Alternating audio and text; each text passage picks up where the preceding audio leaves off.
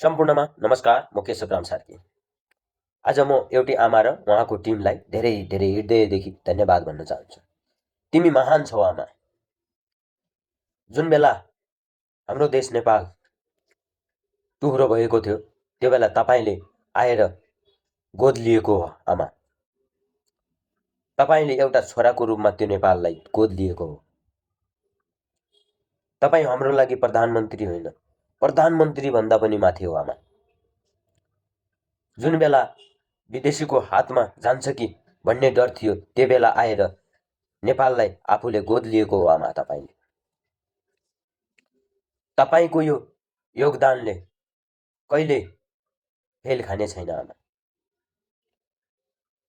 तपाईँ एक निडर महिला हो आमा। तपाईँ एक निडर आमा हो।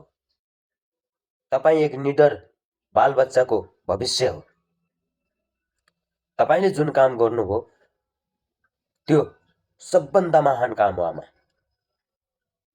हजुरले जुन डेट दियो, जुन तारिक दियो, जुन गते दियो त्यही गतिमा चुनाव भयो अनि शान्तपूर्ण बनेको चुनाव भयो। काहीँ लडाइँ नै, काहीँ झगडा नै, काहीँ कतै केही भएन। त्यही भएर म के भन्छु भने तपाईँ महान हो आमा। तपाईँले जुन बेला ज्यानजी आन्दोलन भयो, ज्यानजीले भएको सरकारलाई ढलाएर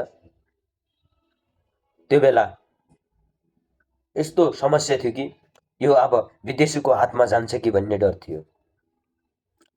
तपाईँले त्यो ज्यानजी आन्दोलनका साथीहरूको कुरा सुनेर तपाईँले जुन काम गरिदिनु भयो त्यसमा धेरै महान काम हो आमा। तपाईँले म के भन्न चाहन्छु भने तपाईँले जुन काम गर्नु भएको छ नि त्यो अहिलेसम्म भएको पनि छैन। तपाईँ एउटा निडर महिला, निडर आमा, एउटा निडर सासू, एउटा निडर श्रीमती, तपाईँभन्दा कोही छैन। म त अब आउने सरकारलाई के भन्न चाहन्छु भने तपाईँले सबभन्दा सम्मान गर्नु छ भने हाम्रो सुशीला कार्कीज्यू आमालाई गर्नु त। उहाँको फोटो त्यो संसद जो तपाईँको कार्य हुन्छ त्यो हर कार्यमा कोठामा त्यो सुशीला कार्कीजी आमाको फोटो हुनु पर्यो। अब जुन यो बाटो राम्रो हो, यो बाटो हिँड्नुपर्छ, यो बाटो गर्नुपर्छ भनेर यहाँसम्म पुगाएको तपाईँले हो आमा। तपाईँ महान छौ आमा।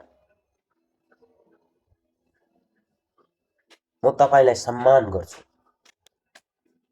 सलाम छ आमा। बाँकी भन्नु मैले के छैन। हाम्रो सम्पूर्ण दाजुभाइ दिदीबहिनी सबैले बुझेका कुरा हुन्। तपाईँले आफै बुझ्नु होला। तपाईँलाई यो कस्तो लाग्यो, के लाग्यो यो बारेमा अवश्य तपाईँले बताइदिनु होला। राम्रो लाग्योमा यो भिडियो सक्दो सेयर गरेर साथैमा फलो अवश्य गर्नु होला। लाइक, कमेन्ट, आफ्नो धारणा तल कमेन्टमा अवश्य छोडिदिनु होला। धन्यवाद सम्पूर्णमा। म केशवराम सार्की। जय नेपाल, जय देश, जय मेरो प्यारो देश नेपाल बैतडी।